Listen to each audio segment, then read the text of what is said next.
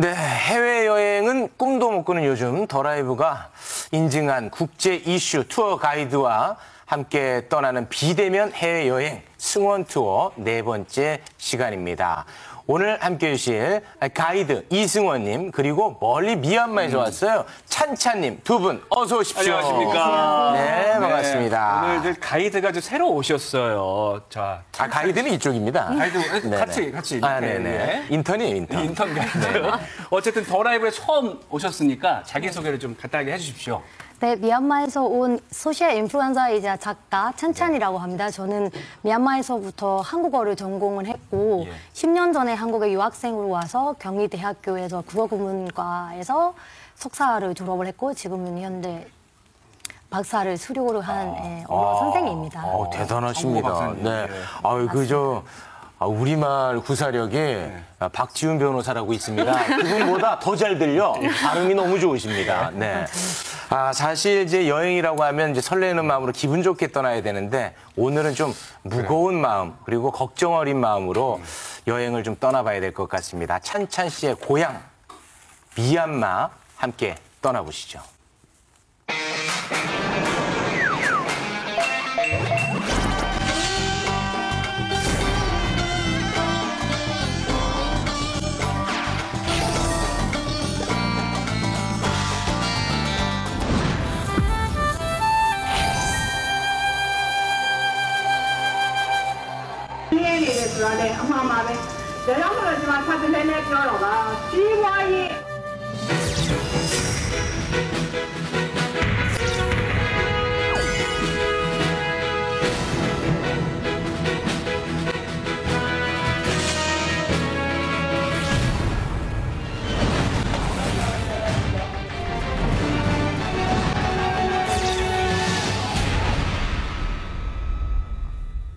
네, 미얀마 상황이 좀 심상치가 않습니다. 오늘 뭐 이승원 투어 가이드 뒤에도 미얀마의 그 아름다운 사원이 나와 있는데 미얀마에 우리가 여행을 떠나는 이유를 좀 설명 부탁드릴게요. 네, 뭐 미얀마 하면 불교의 성지라는 말이 뭐 전혀 어색하지 않고 굉장히 익숙한 곳인데 네. 이 뒤에 보이는 이 쉐다군 파고다, 그러니까 이 황급비 사원이라는 뜻이죠. 이 부처님의 살을 모시고 있는 곳인데 어제 오전에 불행하게도 미얀마에서 이제 쿠데타가 일어났다는 소식이 들렸습니다. 아마 많은 분들이 놀라셨을 거예요. 무엇보다 이제 아웅산 수치, 이 민주화의 상징인 아웅산 수치 여사가 이제 구금됐다라는 얘기, 감금됐다는 얘기를 듣고 많은 분들이 충격에 빠졌을 텐데 오늘 그래서 찬찬 씨와 함께 한번 가도록 하겠습니다. 알겠습니다. 마음이 좀 무거운 게 사실 찬찬 씨는 미얀마에 가족분들이 계신단 말이에요. 그런데 언론을 통해서 보면은 뭐 인터넷도 다 끄는 것으로 나오는데 가족분들하고는 어떻게 연락이 좀 되고 있는 상황입니까? 네, 어제 아침에 저희가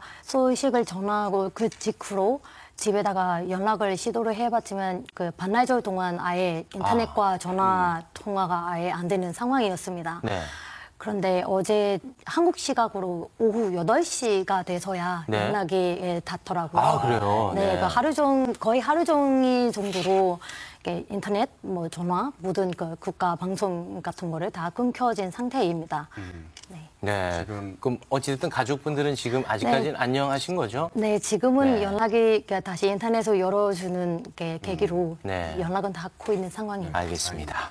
근데 이제 무엇보다 좀 충격적인 소식이 이 아웅산 수치 여사가 군부에서 구금됐다는 소식이 아닐까 싶은데 아웅산 수치 여사 미얀마 민주화의 주역 아니겠습니까? 그렇습니다. 올해 아웅산 수치 여사가 76세예요. 예. 네, 이제 연세가 조금 있으신 상황이 됐죠. 우리는 이제 젊었을 때 모습을 항상 그렇죠. 기억하기 때문에 그런데 지금 벌써 80을 바라보는 나이입니다. 아웅산 장군 아마 이제 기억하실 겁니다. 미얀마 독립의 거의 이제 독립의 아버지로 추앙받는 분의 이제 딸이죠. 네. 그리고 또 미얀마의 어떤 민주화의 상징인데 아시겠지만 88년에 어머님이 위독하다는 얘기를 듣고 외국에서 이제 공부하고 학자로서 혹은 평범한 사람으로서 살던 아웅산 수치 여사가 귀국을 했습니다. 그런데 88년에 그냥 일반적인 국민들이 군부에 의해서 뭐 죽임을 당하고 고문을 당하고 이런 모습을 보면서 그때부터 이제 민주화에 투신하기 시작을 한 거죠. 그러니까 아웅산 장군의 딸인 아웅산 수치를 보면서 이 군부 군부들은 굉장히 위협을 느꼈고 그때부터 감금이 시작됩니다. 가택 연금도 하고 구금하고 다시 석방시키고 이런 기간이 한 15년 동안 15년 동안. 네. 와. 한 사람을 거의 계속 감시하고 구금했다는 게 15년이라면 굉장히 끔찍한 일이죠. 그리고 아시겠지만 이제 노벨 평화상을 수상했는데 네. 그것도 가택 연금 상태였기 때문에 가족들이 가서 받았어요. 대신 대리수상을 가서 했군요. 대리수상을 예. 했고.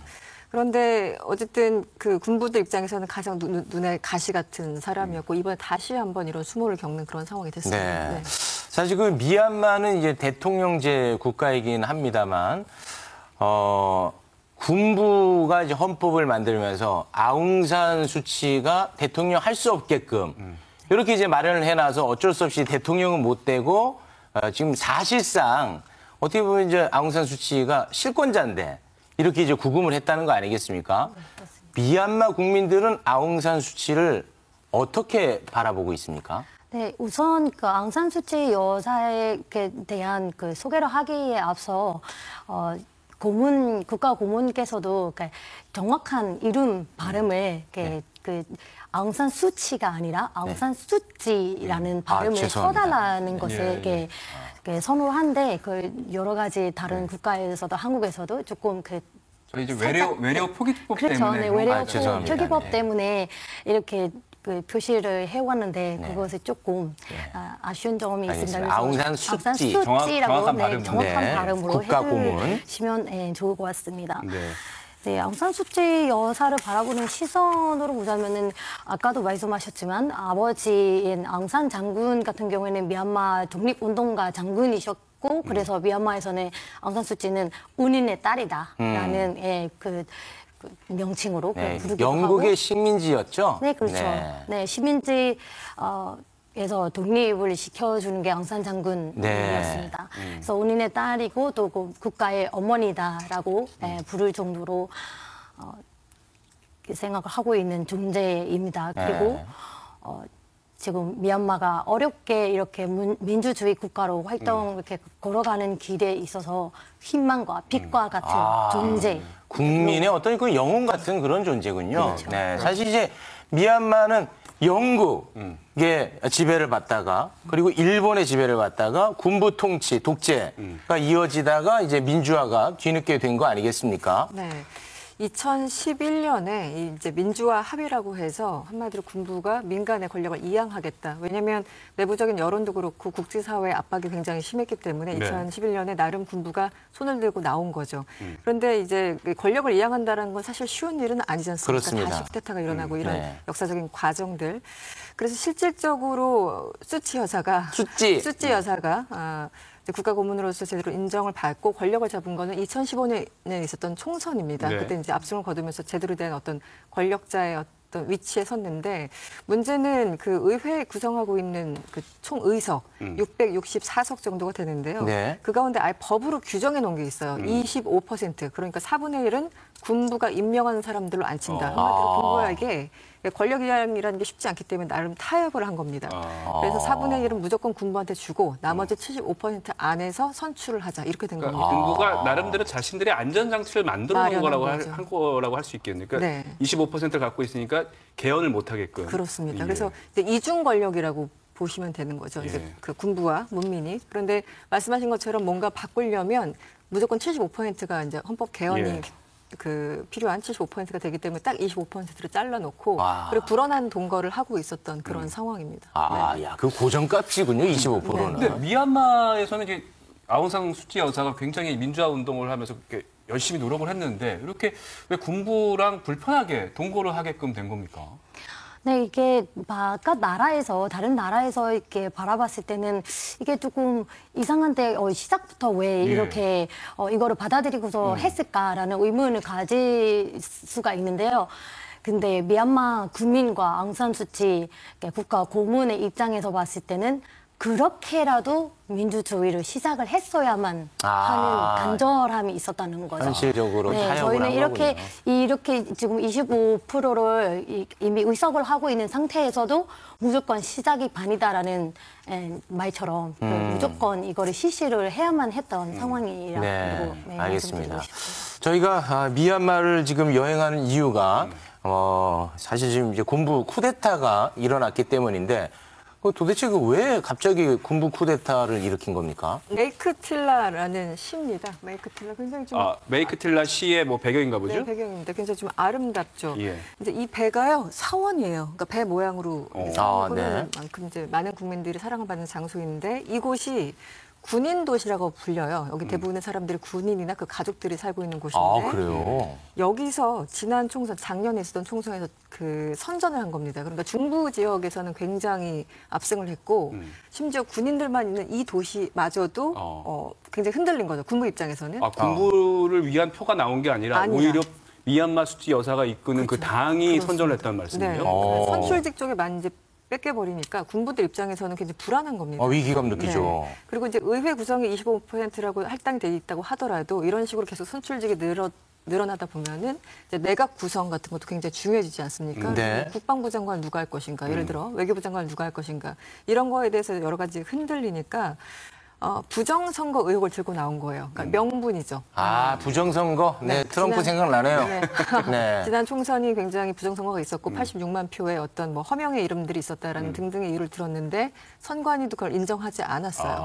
그럼에도 불구하고 그것을 이제 명분 쌓기로 해서 그리고 이번 쿠데타를 공식적으로는 그 명분으로 일으킨 거죠. 미얀마 국민은 이런 군부의 주장에 대해서 어떻게 생각을 해요? 네, 선거 직후에 그런 의혹이 불거지면서 근데 미얀마 솔직하게 말씀드려서는 미얀마 국민은 이거는 말이 안 되는 이야기다. 이게 우리는 정정당당하게 투표를 했고 그렇죠. 그렇게 이 NLD 파티에서도 이거에 대한 그 반응을 안 했었다는 것 자체가 우리는 당당하게 이렇게 선거에서 승리를 했었고 그래서 이 의혹을 저희가 그 설명을 할 가치조차가 없다라는 입장에서 계속 자기 일을 계속 해 나갔었던 것이 아닐까. 네.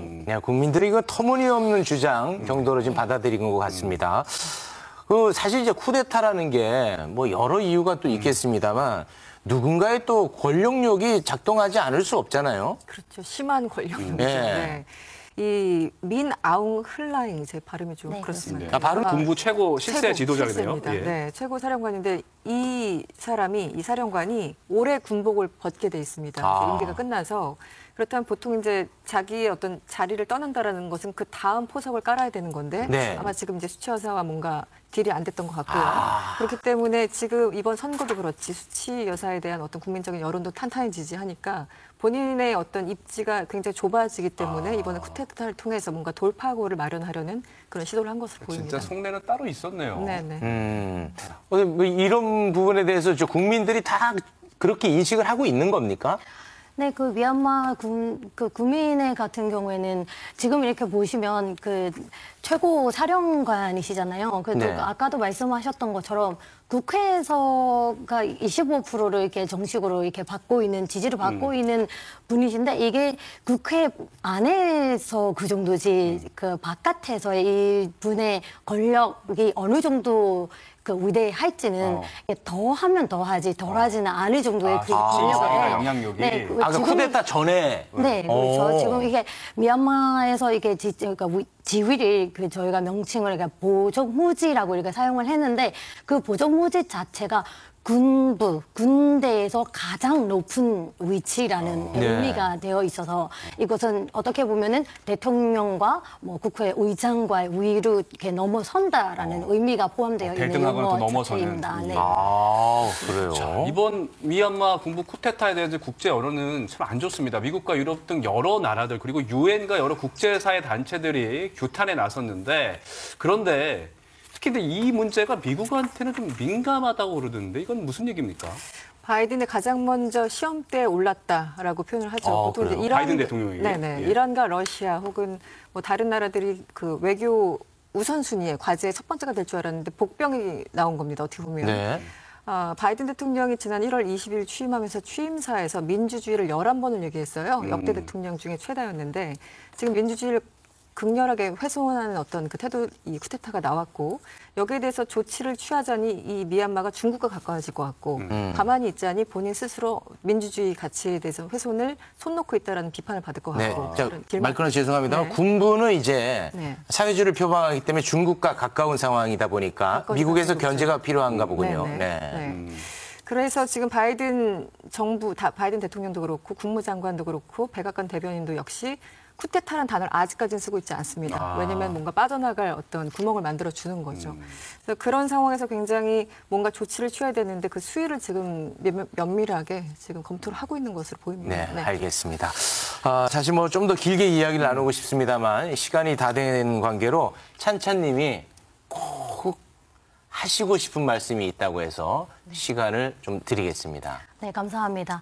저는 이 자리를 빌려서 미얀마 국민을 대표해서 미얀마 국민의 목소리를 전해드리고 싶습니다. 네. 저희가 지금 저희 국가 군부에서 이렇게 선포를 한 그 비상사태라는 것이 저희 국민의 뜻이 아니라는 것이 첫 번째고, 그래서 이 비상사태 1년이라는 것이 절대로 유지해서는 안 됩니다. 네. 저희 국민들에 있어서. 그래서 이거를 꼭 해지를 시켜줘야만 하는데, 그것은 미얀마 국민들의 힘으로만은 안 되는 상황입니다. 그래서 저희가 어떻게 그 전 세계 국가에서 많은 참여와 간섭까지 필요로 한 상태입니다. 네. 그래서 저희를 이렇게 전 세계에서 뭐 SNS로든 정치적인 그 조치로든 어떻게든 저희 국민을 같은 그 관심과 응원을 해주시면서 저희를 살려주시기를 간절히 바라고 있습니다. 알겠습니다. 잘 저희도 뭐 부탁드리겠습니다. 민주화 운동 끝에 이런 민주화를 이뤄낸 나라이기 때문에 계속해서 관심 갖고 지켜보도록 하겠습니다. 오늘 네. 출연해주신 이승원 평론가, 찬찬 씨 고맙습니다. 네, 고맙습니다. 감사합니다.